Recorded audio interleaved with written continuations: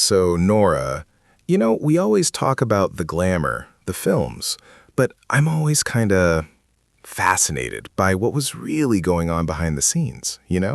Like, the studio system, it sounds so all-encompassing. Oh, Mark, absolutely. It really truly was. I mean, when we talk about the golden age, we're really talking about like an industrial machine that, well, it manufactured dreams, but it also, it just had this incredible, almost absolute control over its assets. And by assets, I mean the stars. They signed these ridiculously long-term contracts, sometimes 7 years. 7 years? Wow. That's almost unbelievable today. Like, just imagine signing your life away for that long. Yeah, and not just for your acting skills either. These weren't just performance contracts. They were moral clauses, behavior clauses, everything. It was like they owned you, from your public persona to even like who you could date. It's pretty wild, honestly. Very few people, if any, could really challenge it, especially not in the early days. So what did those moral clauses actually entail, Nora? Like, what kind of stuff would they crack down on? Oh, everything. You couldn't be caught in a scandal, obviously. Divorce was a huge no-no for many. Affairs, any kind of public misstep that might, tarnish your wholesome image or the image the studio wanted for you. They'd literally dictate your entire social life. And if you broke it, even just a tiny bit, you could be suspected without pay. Or worse, your career could just vanish. And it wasn't just controlling behavior, right? It was also about actively creating these stars. They weren't just discovered, they were made. Oh, that's a good point.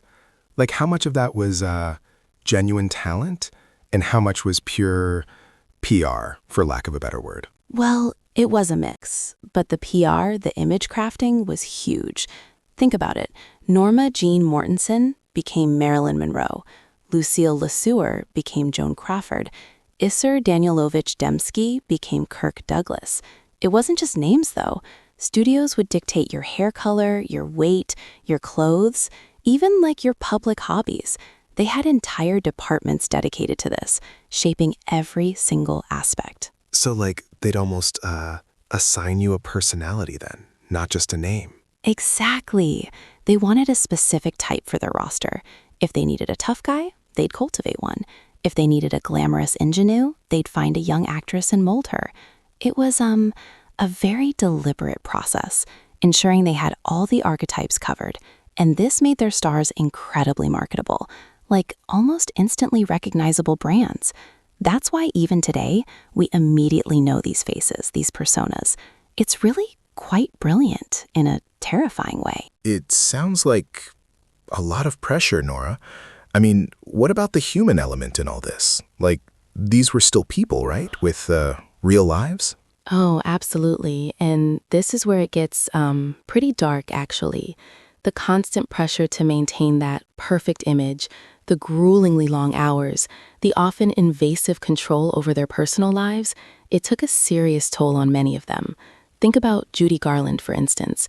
She was like pushed into this intense child stardom by MGM, given drugs to keep her awake and then drugs to make her sleep. Her entire life was controlled, managed, and exploited. That's heartbreaking, actually. To think of someone so incredibly talented being put through that. Yeah, it really is. And she's not the only one. Many stars struggled with mental health issues, addiction, feeling utterly trapped. Olivia de Havilland, for example, famously sued Warner Bros. In the 1940s, challenging the studio's right to extend her contract beyond 7 years if she was suspended. She won, which was a monumental victory, really, for actors' rights. But it shows how oppressive the system was, for someone to take such a risk. And, it wasn't just about the actors on set either. The studio's influence, it stretched way, way beyond the backlots. You mean like they controlled more than just the movies themselves? Oh, absolutely. They owned like vast tracts of land. They practically built entire towns around their studios. They had their own police forces, fire departments, even schools for the child actors. They were like mini fiefdoms.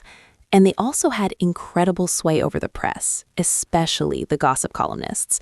Hedda Hopper, Luella Parsons, These were powerful women, and studios would leak stories or suppress them, depending on what served their agenda. So they were essentially like curating the entire public narrative, not just the films, but even the news about their stars. Exactly.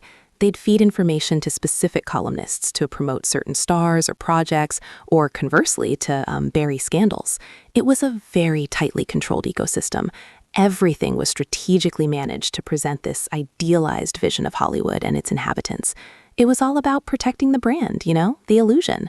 It was pretty comprehensive. It's really incredible how pervasive that control was. Do you think, Nora, that any of that sort of still exists today? In a different form, obviously. Oh, definitely, Mark. I mean, the overt ironclad 7-year contracts, those are largely gone, thanks to things like Olivia de Havilland's lawsuit. But the influence of studios and production companies, it's still very much there, just more nuanced. Think about franchise deals, non-disclosure agreements, even the way celebrity brands are managed by publicists. It's still about image control and marketability. So the spirit of it, if not the letter of the law, kind of persists. Yeah, absolutely. And a lot of what we consider Hollywood tradition actually stems from those studio system days. Like the whole idea of an actor being discovered and instantly becoming a sensation, that was largely a studio construct. It was rarely that organic. Take someone like Lon Chaney, the man of 1,000 faces. He was a silent film star, a true pioneer, who often did his own incredibly painful makeup. He's often overlooked in general Golden Age discussions, but his dedication to character and craft was really unparalleled. He truly transformed.